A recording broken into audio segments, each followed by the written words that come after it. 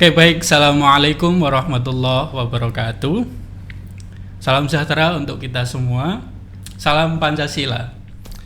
Halo sahabat Bhinneka sekalian, bertemu lagi kita di acara podcast yang diselenggarakan oleh Unit Pelaksana Teknis Pembinaan Keagamaan dan Pengembangan Kepribadian Universitas Brawijaya. Lebih spesifiknya juga ada di dalam lembaga ini, yaitu adalah Pusat Kajian Karakter dan Kebinekaan yang mempunyai agenda rutin, yaitu adalah podcast yang salah satunya diselenggarakan saat ini dengan tema yang saya kira sangat menarik untuk kemudian kita bahas hari ini, bertepatan dengan bulan Pancasila.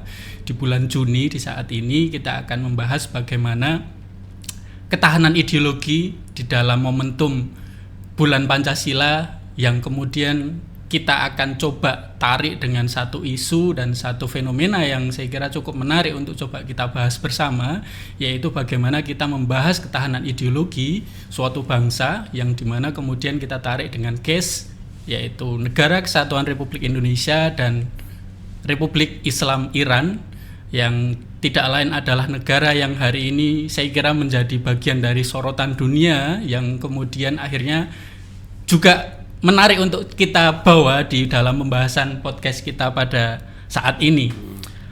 Untuk membahas tema menarik ini saya kira tidak afdol kalau kita tidak menghadirkan secara langsung pakar yang kemudian hari ini sudah hadir, pakar dari seorang yang memang menekuni saya kira dalam kajian hubungan internasional, sudah hadir di sini bersama kita. Beliau Pak Abdullah. Ya, terima kasih. Sarjana Sosial, Magister Hubungan Internasional. Ya. Pak Abdullah adalah seorang dosen di Departemen Hubungan Internasional yang menekuni dalam sebuah spesifikasi keilmuan atau mungkin boleh saya sebut sebagai ekspertisnya dalam hal kajian Timur Tengah terutama, sehingga saya kira tidak salah ketika Pak Abdullah kita hadirkan di sini untuk coba kita ajak berdiskusi mengenai bagaimana konstelasi global hari ini dihadapkan dengan fenomena-fenomena yang berangkat dari akar ideologis, yang kemudian spesifiknya kita akan membahas mengenai Negara Kesatuan Republik Indonesia dan Negara Republik Islam Iran, yang saya kira nanti ada titik benang merah kesamaan maupun bisa jadi ada titik tolak perbedaan yang bisa jadi akan coba kita bahas bersama. Terima kasih Pak Abdullah sudah hadir, menyempatkan waktu banyak, Mas. Di tengah-tengah kesibukan mungkin. Ya, alhamdulillah bisa merasa terhormat dan cukup senang saya bisa hadir di podcast. Terima kasih banyak. Saya kira ini menjadi momentum yang menarik ya Pak Abdullah terkait dengan kajian atau pembahasan diskusi kita hari ini dalam podcast Pusat Kajian Karakter dan Kebinekaan ini, di mana kita berbicara mengenai ideologi, yang di mana ideologi ini menjadi basis dasar yang saya yakin semua negara harusnya mempunyai basis yang kemudian paling tidak dipercayainya. Dan dalam hal ini tentu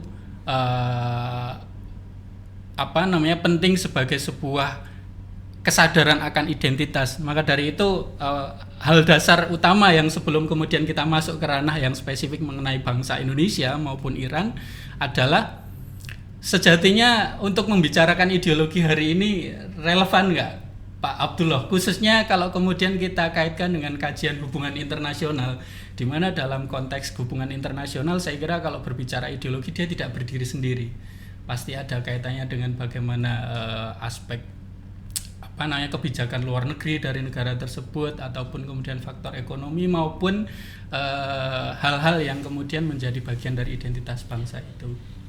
Iya, terima kasih.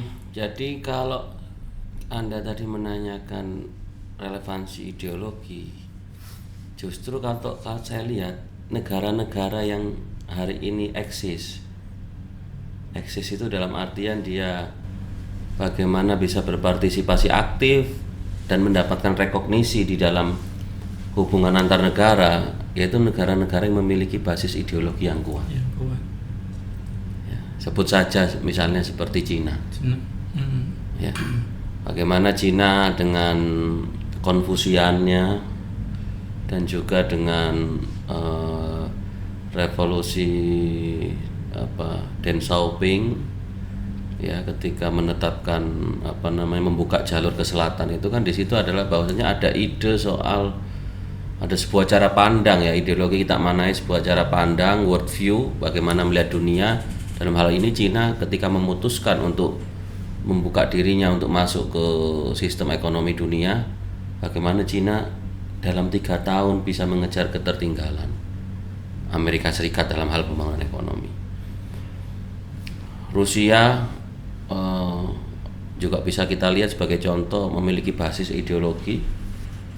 Ya di situ ada dari segi agama ada dari golongan Katolik yang ortodok, bagaimana itu bisa menjadi sebuah basis ideologi, dan juga dari komunismenya dalam bagaimana kita tahu kepemilikan banyak hal oleh negara, tapi pada akhirnya itu bisa membuat Rusia hari ini menjadi bangsa yang disegani. Ya. Begitu juga dengan Republik Islam Iran dan Indonesia ya. Jadi kalau sebuah bangsa tidak memiliki ideologi, maka mustahil bangsa itu akan menjadi bangsa yang besar. Karena apa? Basis ideologi itu adalah tatanan fundamental dalam bagaimana sebuah bangsa itu menjalani kehidupannya.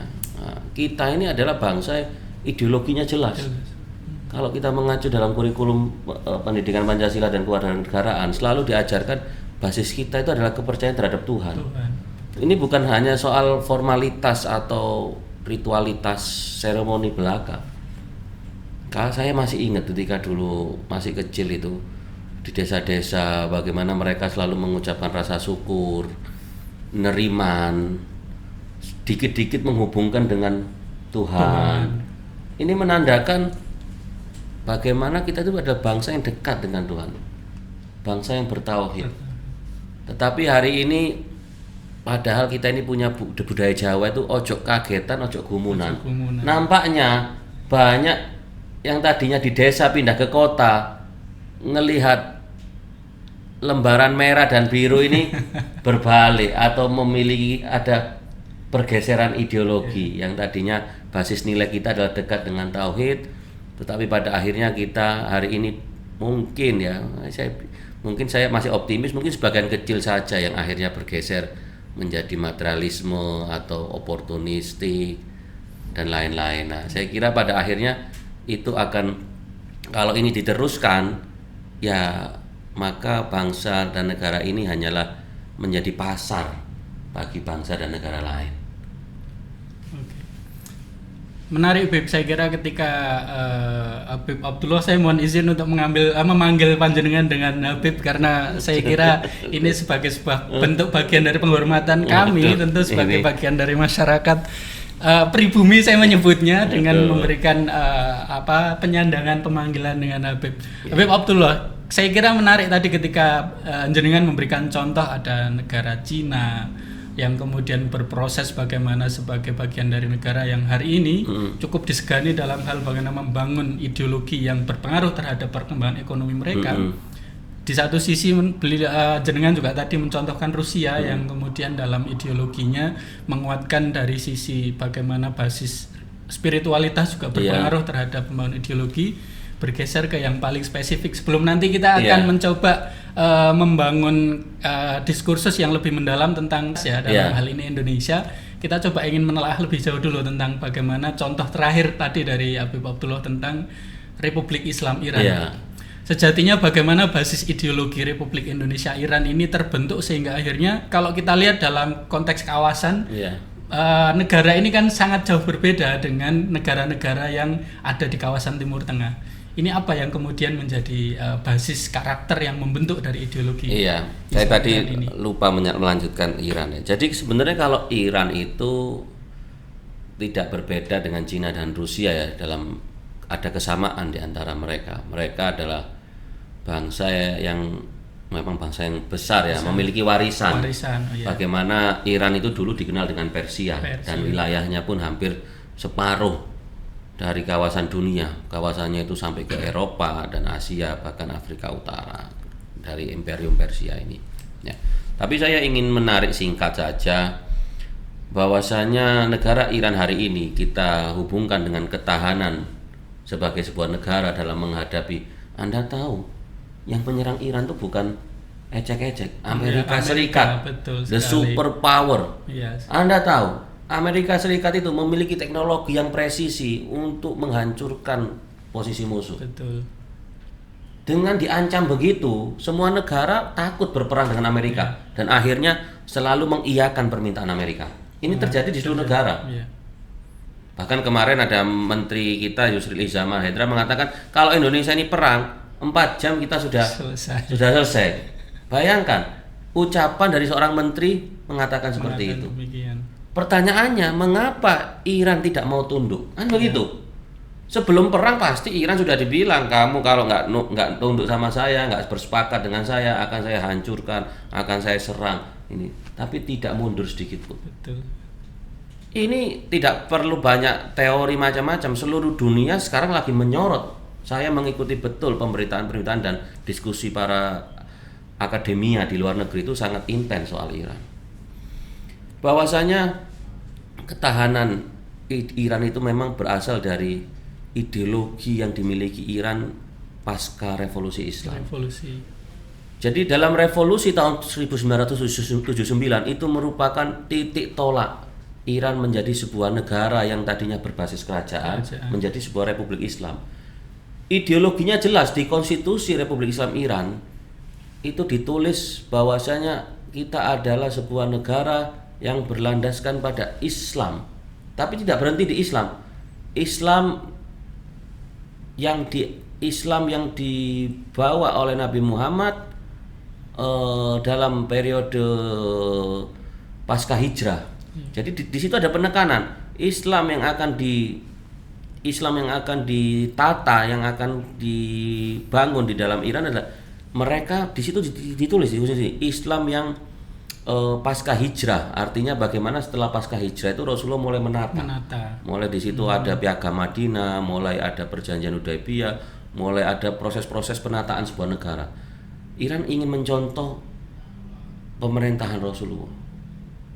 Jadi bukan di situ ada hal yang menarik. Kenapa Iran tidak mengatakan kata-kata yang lebih simpel seperti yang banyak dibawa oleh para kampanye-kampanye khilafah, kita ingin membuat khilafah. Iran tidak mengatakan seperti itu. Tapi pemerintahan Islam setelah hijrahnya Nabi Muhammad. Nah, ini mungkin nanti para pakar agama Islam bisa memberikan keterangan lebih lanjut. Lalu dilanjutkan dan pemerintahan 5 tahun Ali bin Abi Thalib. Jadi memang, atau dalam kata lain, Islam yang dikembangkan di Iran adalah Islam dengan madhab Syiah Isna Asyariyah. Nah, jadi mereka tegas bahwasanya Islam kita itu adalah Islam yang diajarkan pasca periode hijrah. Di situ Rasulullah mulai membangun negara, dan Islam yang dipimpin oleh Ali bin Abi Thalib. Nah, sehingga di situ konstitusi Republik Islam Iran adalah Islam yang berbasis pada madhab Syiah Isna Asyariyah. Nah, dan yang dalam konstitusi-konstitusi berikutnya, pasal-pasal berikutnya itu ada jelas bahwasanya negara ini didirikan untuk mendukung kemerdekaan kaum-kaum yang lagi tertindas di muka bumi. Itu ada di pasal 108 dan pasal 109. Khususnya kemerdekaan Palestina. Itu tertulis nama Palestina itu. Maka oleh karenanya kenapa Iran banyak mendukung gerakan-gerakan revolusioner di beberapa tempat? Itu adalah amanat konstitusi. Nah, itu jadi satu hal ya. Saya langsung karena waktu kita durasi. Yang kedua, pertanyaannya kan simpel, bagaimana Iran bisa konsisten dengan konstitusinya? Kan di banyak negara itu ada konstitusi tapi itu hanya di meja saja. Prakteknya itu sangat dipengaruhi oleh ada kepentingan materi, kepentingan kekuasaan, kepentingan ekonomi dan lain-lain. Nah, di Iran itu ada namanya sistem. Nah, jadi dari konstitusi yang berlandaskan dengan Islam Syiah itu muncul namanya pemerintahan wilayatul faqih. Jadi mereka itu di dalam konstitusinya bahwasanya pemerintahan ini adalah berlandaskan teologi ilahi, kekuasaan Tuhan. Jadi di Iran itu kekuasaan itu bukan kekuasaan rakyat, kekuasaan Tuhan. Iya.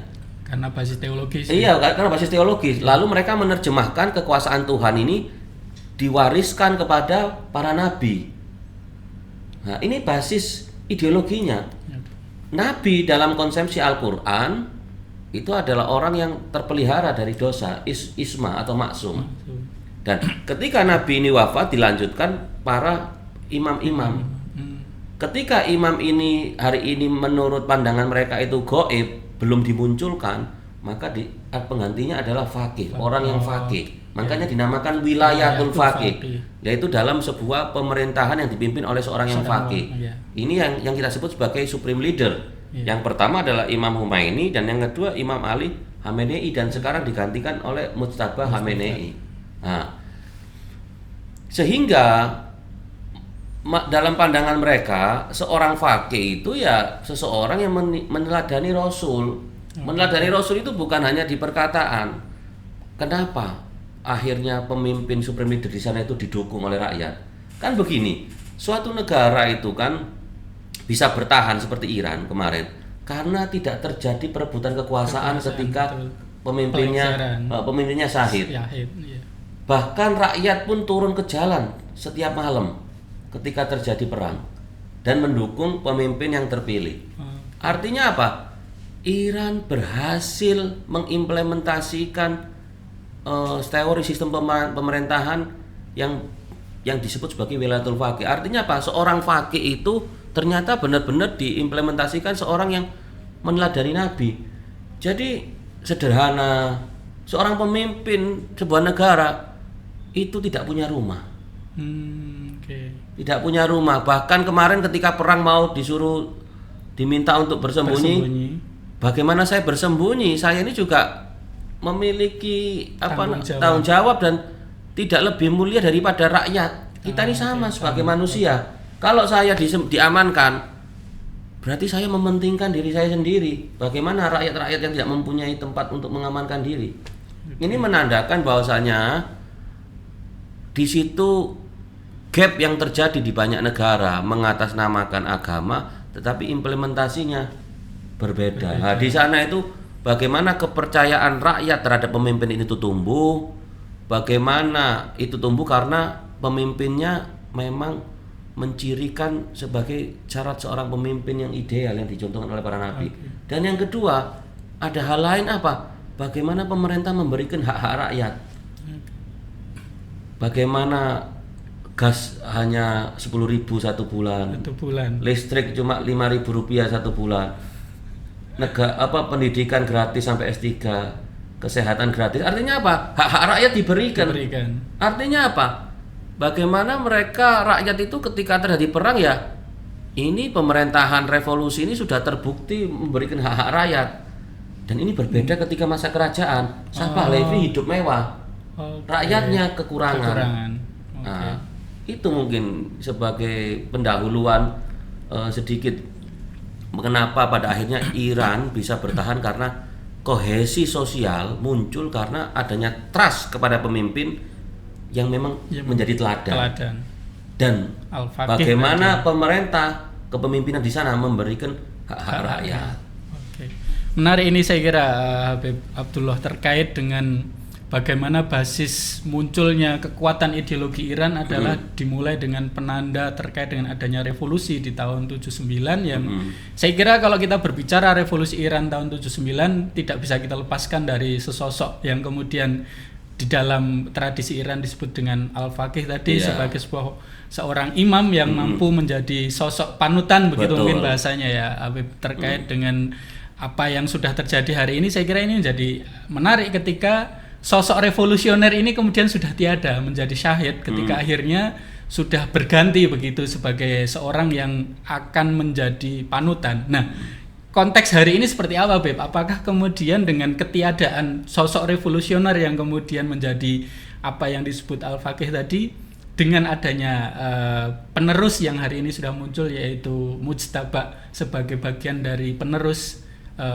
garis revolusi Iran itu seperti apa? Apakah ini juga tidak mengganggu dari sisi ideologis bangsa ini?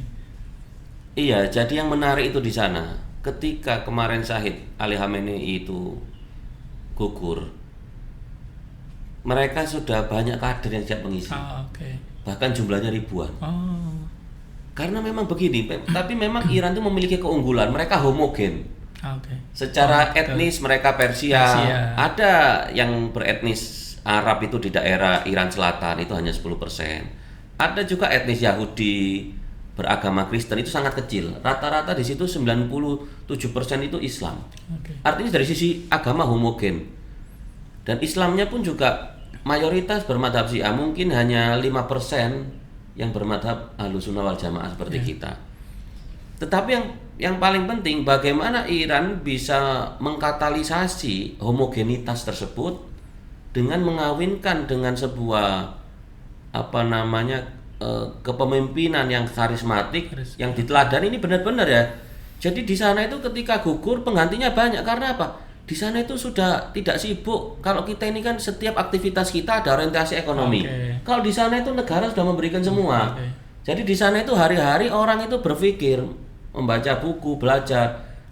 Karena apa? Listrik disediakan pemerintah, bensin disediakan pemerintah. Ini sangat murah. Basic need-nya terpenuhi. Jadi hidupnya untuk apa? Hidupnya ya untuk belajar. Kan kita bayangkan Iran itu setelah revolusi itu diisolasi loh. 47 tahun di blokade. Mereka berhubungan dengan dunia luar susah. Bahkan pada 2012 dikeluarkan dari sistem keuangan internasional namanya SWIFT. Sehingga sejak saat itu untuk bertransaksi dengan luar negeri itu yaitu melalui barter emas atau barter barang. Artinya apa? Dengan diisolasi, diblokade, diembargo, bahkan difitnah dengan propaganda tertentu. Tetapi perang 40 hari bulan Ramadan kemarin menunjukkan Iran tidak hanya bertahan, bahkan bisa memukul balik musuh dan mengunci musuh dengan perdamaian yang banyak memberikan konsesi keuntungan bagi Iran. Nah, jadi menjadi persoalan itu memang ekonomi itu menjadi hal penting. Ketika sebuah bangsa, negara yang masih kita sebagai rakyat itu masih sibuk untuk mengejar kebutuhan rumah tangga kita masing-masing, ya bagaimana kita akan berbicara sebuah nilai dan norma? Karena itu nanti akan ditabrak dengan kepentingan-kepentingan yang jangka pendek atau pragmatis. Tapi ketika basic need ya, saya bicara basic need ya, bukan bicara soal kita harus memiliki hal-hal semuanya yang pengen dikuasai. Ya, tidak. Basic need kita bagaimana hal-hal seperti sandang pangan papan itu sudah terpenuhi. Sehingga pada akhirnya baru kita bisa berbicara tatanan nilai dan norma sebagai basis ideologi sebuah bangsa. Menarik saya kira ketika berbicara kondisi Republik Islam Iran dalam konteks internal mereka. Tapi perlu kita pahami tadi juga Habib sudah menyampaikan bahwa faktor eksternal di mana kemudian terjadi embargo pasca revolusi, kemudian bagaimana banyak sekali mungkin boleh saya sebut fitnah-fitnah yang muncul. Salah satunya yang paling selalu kemudian dijadikan landasan adalah bagaimana pengembangan mereka terhadap teknologi yang kemudian dituduh dengan adanya senjata nuklir yang seolah-olah menjadi pembenaran terhadap segala hal terhadap negara ini. Apakah ini juga mempengaruhi bagaimana mereka juga membangun kekuatan ideologis mereka? Artinya faktor eksternal ini justru membangun mereka untuk semakin solid di dalam ranah internal. Jadi mereka itu sangat trauma dengan perang Teluk I, yaitu ketika mereka baru revolusi diserang oleh Irak dan dunia sebenarnya. Di balik Irak itu ada Amerika, Inggris dan seluruh dunia. Tetapi dalam perang Teluk I Iran pun bertahan. Setelah itu sejak tahun 86 mereka akhirnya memutuskan bahwasanya kita harus mandiri secara militer. Bayangkan kalau militer itu nggak mandiri, misalnya kita semua pesawat tempur dari asing macam-macam itu bisa diremote. Bahkan nanti suku cadangnya nggak dikasih, ya nggak bisa terbang. Padahal satu harga pesawat tempur itu sampai 2 triliun. Bayangkan ini uang dari hasil kekayaan alam kita ternyata hanya jadi rongsokan ketika pesawat itu nggak bisa dipakai atau diremote, dinonaktifkan. Ini bagian-bagian tertentu. Iran menyadari itu, maka sejak 86 mencanangkan pembangunan kemandirian militer.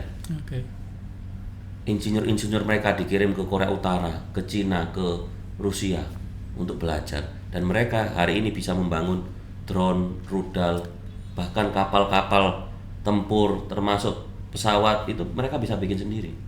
Jadi artinya begini loh, ya dipraktekkan gitu. Rasulullah itu karena ini basisnya Islam ya, saya tidak bisa lepas dari Rasulullah kalau bicara Islam. Ketika Rasulullah mengatakan bahwasanya kita sebagai seorang Muslim itu harus mandiri, tidak boleh meminta-minta, tidak boleh kalau ada orang yang zalim kepada kamu balaslah dengan setimpal. Ini sebenarnya memiliki nilai kemandirian, keberanian. Nah, ini yang ditiru oleh Iran hari ini. Bagaimana mereka memiliki keberanian untuk membangun industri militernya, berani mengatakan tidak pada penguasa zalim, yaitu kekuatan arogansi militer Amerika Serikat. Yang Anda tahu, Amerika itu menguasai jalur perairan seluruh dunia. Betul. Menguasai asuransi, pembayar, mereka menguasai ekonomi. Tapi Iran tidak mau menjadi subordinasi dari kekuasaan Amerika. Dan Iran tahu suatu saat akan diserang langsung oleh Amerika. Dan kemarin di dalam perang itu Iran berhasil bertahan dan bahkan memaksa Iran untuk duduk di perundingan. Nah, kita sebagai bangsa seharusnya kita adalah bangsa Nusantara yang sebenarnya memiliki akar yang beberapa hal sama. Bagaimana di sana sangat menghargai ketuhanan, kita pun sama. Tetapi bagaimana hari ini ketauhidan kita itu pasif. Kita hanya memahami bahwasanya beragama itu ya sholat, puasa, zakat. Tetapi beragama itu adalah sebenarnya bagaimana menciptakan keadilan. Praktik-praktik yang lebih nyata di lingkup sosial begitu ya. Iya loh, kalau agama tidak menjanjikan keadilan, buat apa orang beragama? Oke. Munculnya agnostik hari ini bisa jadi karena betul. Memang praktik-praktik dalam beragama kecenderungannya lebih inklusif eksklusif ke dalam tanpa membuka inklusivitas sedikit pun. Saya kira menjadi satu hal yang juga tidak kalah penting untuk coba kita bahas, dan saya ingin tahu lebih jauh ini tentang Republik Islam Iran. Bagaimana kemudian mereka dengan adanya embargo yang terjadi, bagaimana blokade segala aspek khususnya dalam hal ekonomi, pengembangan teknologi dan seterusnya, tapi mereka justru mampu mengembangkan dirinya sekuat itu. Bagaimana kemudian negara ini membangun kekuatan ideologis dihadapkan dengan tantangan modernisasi itu, Beb. Jadi apakah ini menjadi satu contoh yang memang pada akhirnya muncul, selain bagaimana kita tahu kalau berbicara perkembangan teknologi dan seterusnya, kiblat kita tidak pernah jauh dari Barat ataupun mungkin negara yang berkembang. Jadi begini, China. Basisnya itu kan Islam. Ya, jadi Islam itu bukan hanya cuma di konstitusi dia praktekkan. Ketika Iran itu dalam keadaan sulit, dalam blokade, mereka itu sering puasa. Jadi makan itu di sana 1 hari sekali. Ya karena memang dia di blokade. Makan nasi itu 1 hari sekali. Jadi kalau untuk siang dan malam itu mereka lebih banyak buah-buahan, yogurt. Ini menandakan bagaimana dia memanage. Ketika satu negara itu mereka berhemat, maka ini kan kebutuhannya pun tidak banyak. Iya. Ketika uang kan mereka harus membangun industri militer mandiri. Uang anggaran dibagi untuk pembangunan militer. Dan hasilnya hari ini. Artinya berbeda dengan kita misalnya ketika mau memulai kegiatan sudah bingung anggarannya dulu. Seolah-olah anggaran berapapun kalau di negara kita kayaknya tidak akan cukup karena cara berpikirnya mungkin yang salah. Ya harusnya dengan anggaran berapapun kita bisa melaksanakan atau kita punya prioritas. Betul. Kalau pikirannya adalah kegiatan berbasis anggaran ya nggak akan cukup terus. Nah, ini adalah contoh nyata Iran itu, ya. Atau mungkin memang, tapi mungkin ada informasi lain, mungkin sebenarnya ekonomi Iran itu ya Iran punya sumber daya seperti minyak dan gas yang sangat kaya. Cadangan mereka masuk di cadangan besar 5 dunia. Untuk gas malah di nomor 3 kalau nggak salah, 3 besar. Nah, bagaimana mereka berhasil bagaimana hasil alamnya itu memang dibuat untuk membangun negaranya. Kita juga sama sebenarnya. Seharusnya. Ya. Nah, jadi artinya apa?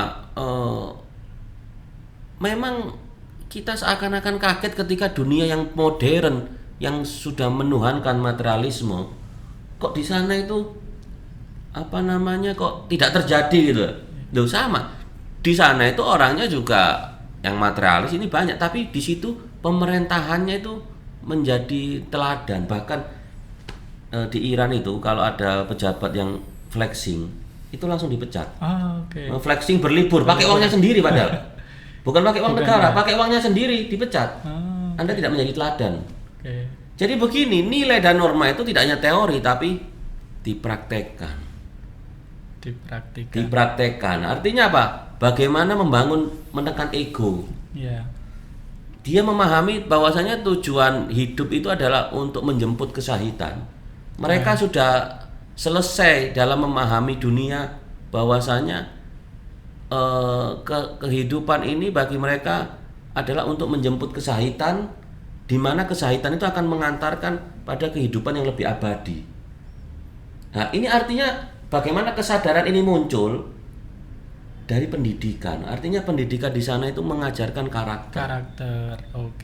Karakter. Bahkan tidak hanya pendidikan formal. Di sana itu ada seperti lembaga kebudayaan yang ada di setiap kecamatan kalau kita itu, atau kelurahan bahkan, yang dinamakan Husainiyah.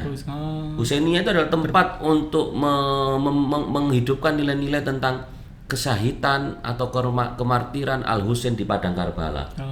Tentang kesabaran, bagaimana Imam Husain ini kan cucunya Kanjeng Nabi. Bagaimana sabar menghadapi kedoliman penguasa saat itu. Bagaimana berani melawan kedoliman. Bagaimana menegakkan nahi mungkar. Bagaimana Sayyidina Husain itu dalam melawan kedoliman perang Karbala itu ditemani oleh 72 rombongan. Bagaimana 72 rombongan ini memiliki kesetiaan untuk menemani Al-Husain.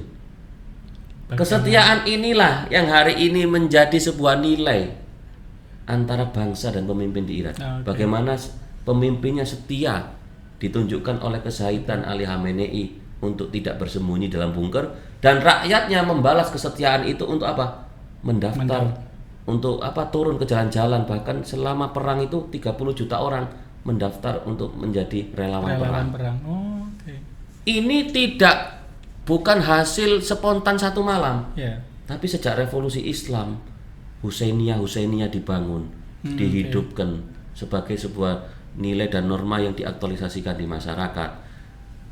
Juga di-matchingkan dengan pemberian hak-hak rakyat melalui basic need ekonomi, basic need pendidikan, basic need infrastruktur publik, dan ada teladan dari pemimpinnya.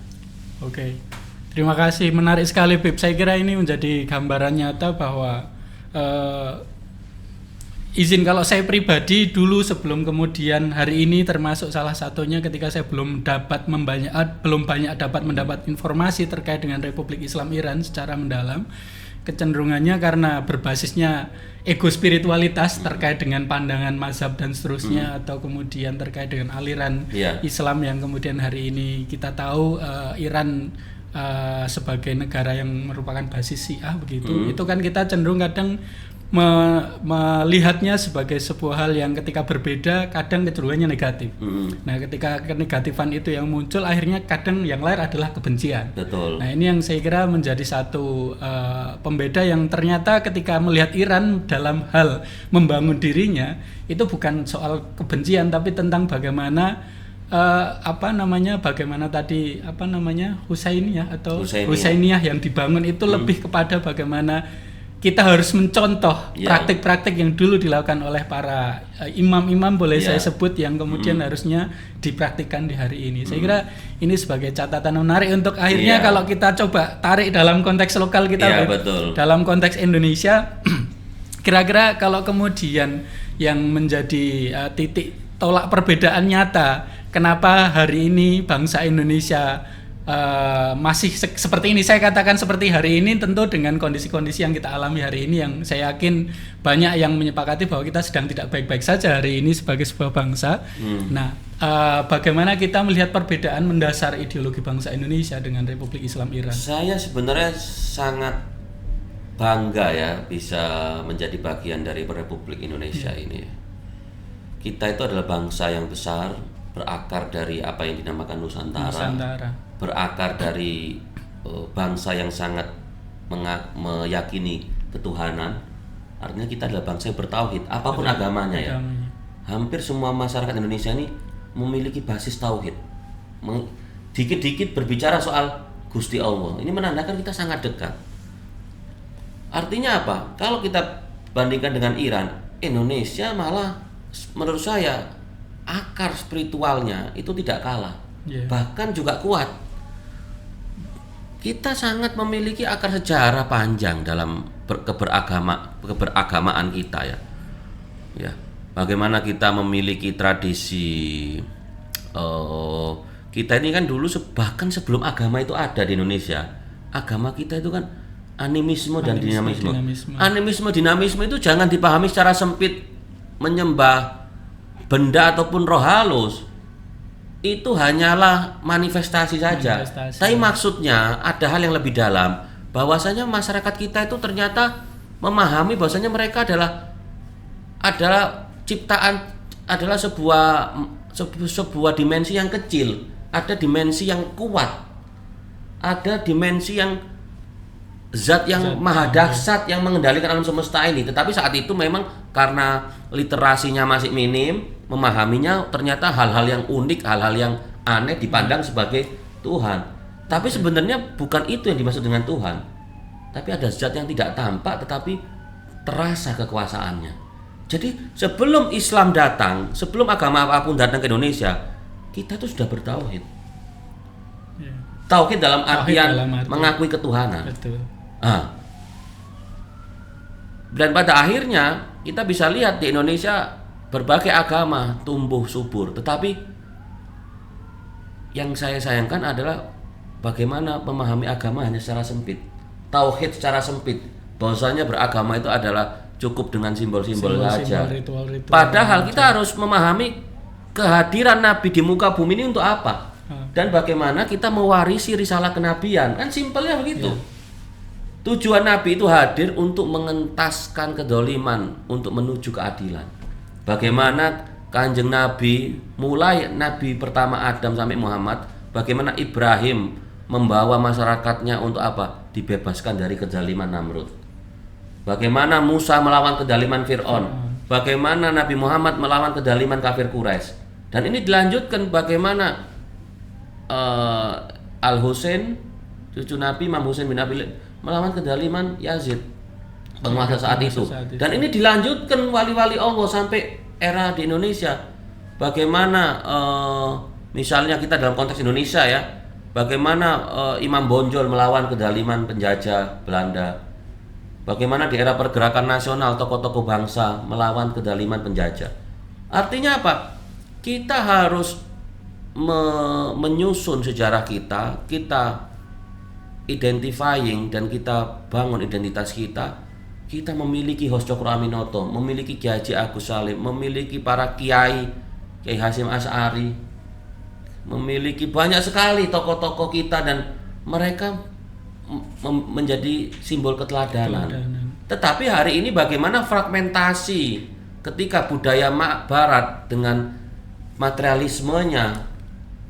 Kan kalau dalam buku-buku literatur Barat itu mereka memandang agama itu adalah simbol untuk menghambat kemajuan. Betul. Ini kan bertentangan dengan budaya Timur. Kita harus berani mengatakan berbeda dengan Barat. Ketika Barat mengatakan bahwa agama itu menghambat, bahkan agama itu adalah buatan manusia untuk keuntungan pihak tertentu, ini harus kita lawan. Tapi harus kita buktikan bahwasanya agama itu bukan menghambat kemajuan. Betul. Hari ini Iran sudah membuktikan itu. Bagaimana agama yang menjadi konstitusi Iran bisa membangun kemandirian militer, kemandirian ideologi, kemandirian budaya. Ini nggak main-main, Bung. Belum ada negara yang bisa menjatuhkan jet tempur F-35 Amerika kecuali Iran. Dengan tanpa disadari sebelumnya, saya kira. Iya, ini nggak main-main. Tinggal kita mau percaya diri, yakin, dan mau untuk keluar dari penghambaan terhadap materialisme. Tapi kalau kita masih mengejar kebutuhan hidup masing-masing, ya kita masih jauh. Nah, artinya bagaimana kekayaan alam ini benar-benar kita distribusikan secara merata. Tidak boleh ada gap yang terlalu besar antara penghasilan tertinggi sama yang terendah. Pertanyaannya, siap nggak yang sekarang penikmat dari kemerdekaan ini dengan penghasilan yang besar ini mau nggak turun untuk mendistribusikan kekayaannya, membuat sistem yang baru, yang lebih distributif, lebih adil? Itu pertanyaan besarnya. Oke. Berbicara mengenai bagaimana praktik yang terjadi di Iran, saya kira kita harusnya bisa banyak mengambil pelajaran ya Beb, ya, tentang bagaimana Republik Islam Iran mengelola bangsanya dengan basis ideologi yang mereka bangun. Lalu dengan kita melihat diri kita sebagai bangsa Indonesia yang juga tidak lain mempunyai basis ideologi yang harusnya kita bangga dengan itu, dan kita kemudian harusnya mampu menjalankannya dengan baik. Lalu sejatinya apa sih yang kemudian menjadi titik pelajaran yang bisa kita ambil dari bagaimana Republik Islam Iran menjalankan bangsanya dengan basis ideologi yang kuat itu? Apakah kalau kemudian kita sebagai bangsa Indonesia ketika ingin mencontoh Iran, apakah hanya dengan revolusinya saja? Atau sebenarnya dengan cara seperti apa kita harusnya bisa membangun? Ketika kita sama-sama mempunyai basis ideologi yang tidak kalah kuat. Secara basis religiusitas kita tadi sudah membahasnya bahwa kita sendiri juga terbangun dari masyarakat yang sudah kuat dari sisi religius. Apalagi kalau kita berbicara data, Indonesia merupakan bangsa dengan penduduk muslim terbesar di dunia. Lalu bagaimana ini kemudian harusnya kita mampu untuk kelola, untuk supaya kita bisa mempunyai satu benang merah yang sama, bukan soal spirit identitas keagamaannya ya, tapi tentang bagaimana nilai-nilai tadi oleh Habib dijelaskan. Itu kira-kira seperti apa? Begini ya, saya meyakini bangsa Indonesia ini akan kelak menjadi bangsa yang diperhitungkan di dunia. Karena Indonesia memiliki modalitas untuk itu. Ya, saya sangat yakin. Tetapi keyakinan ini, masa depan ini harus kita, the future is what we make it today. Masa depan itu tergantung apa yang kita lakukan hari ini. Modalitas itu sudah ada, modalitas budaya, modalitas sosial, tetapi kita krisis keteladanan hari ini. Dan bagaimana sistem itu tidak mendukung untuk menciptakan sebuah keteladanan. Sehingga saya menawarkan bagaimana kita berakar dari masyarakat saja. Ketika sistem pemerintahan itu memang masih dengan sistem seperti ini yang menimbulkan gap ya, ketimpangan yang sangat jauh dengan rakyat ya, meskipun ya pemerintah banyak melakukan hal ya, subsidi, tetapi masih banyak hal-hal yang menurut saya harus diperbaiki, dan jangan sampai kebijakan itu sifatnya formalitas saja, tapi esensinya yang harus diperbaiki ya. Saya menawarkan kita tetap bagaimana kita memiliki modal persatuan nasional. Indonesia ini memang tidak mudah. Ya, saya mengaku Indonesia ini tidak bisa disamakan dengan negara seperti Iran yang homogen. Ini adalah konteks yang harus kita pahami.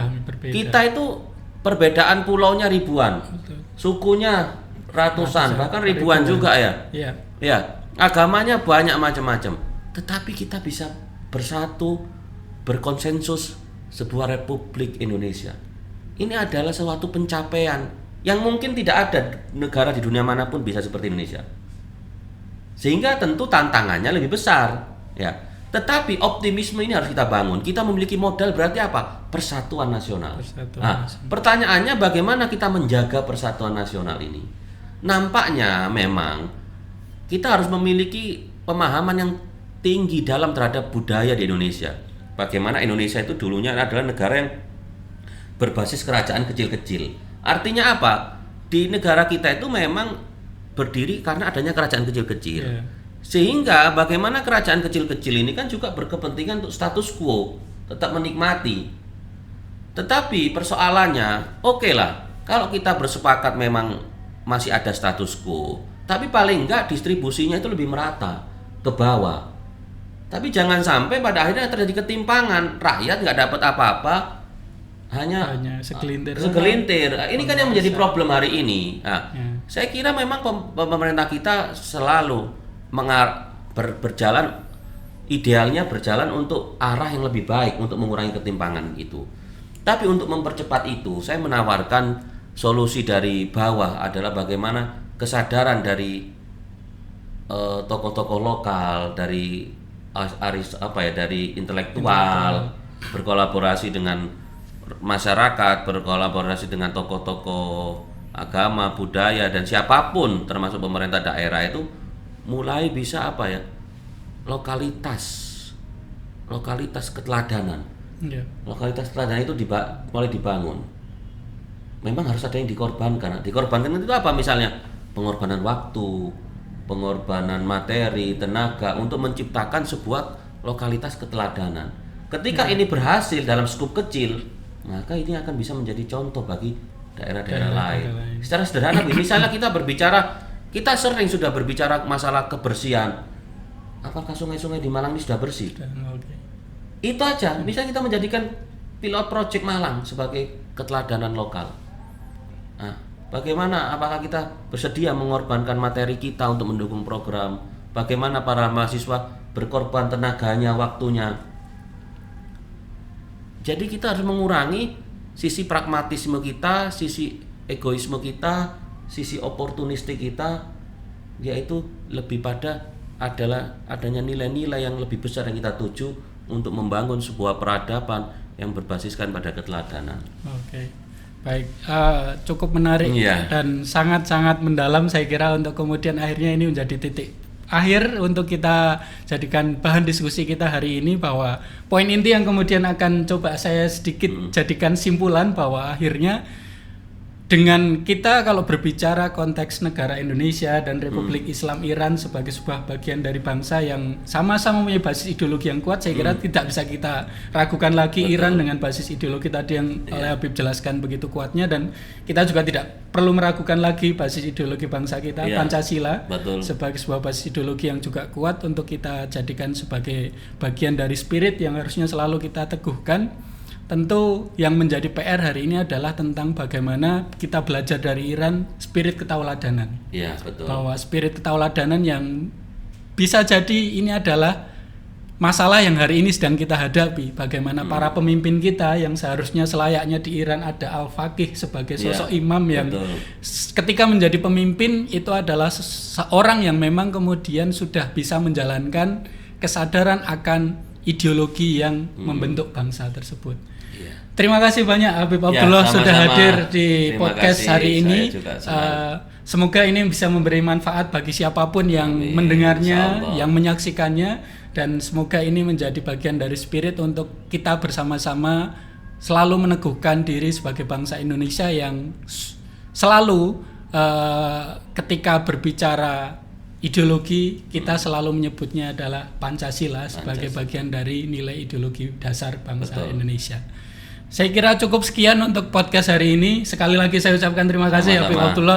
Terima kasih sudah hadir di podcast pada kesempatan ini, yaitu di Pusat Kajian Karakter dan Kebinekaan yang pada simpulannya hari ini adalah kita harus selalu bisa mengambil sisi ketauladanan dari sosok-sosok yang harusnya kita bisa hidupkan di hari ini. Betul. Oke, terima kasih banyak semuanya. Semoga ini bisa memberi manfaat bagi semua yang menyaksikan. Saya akhiri.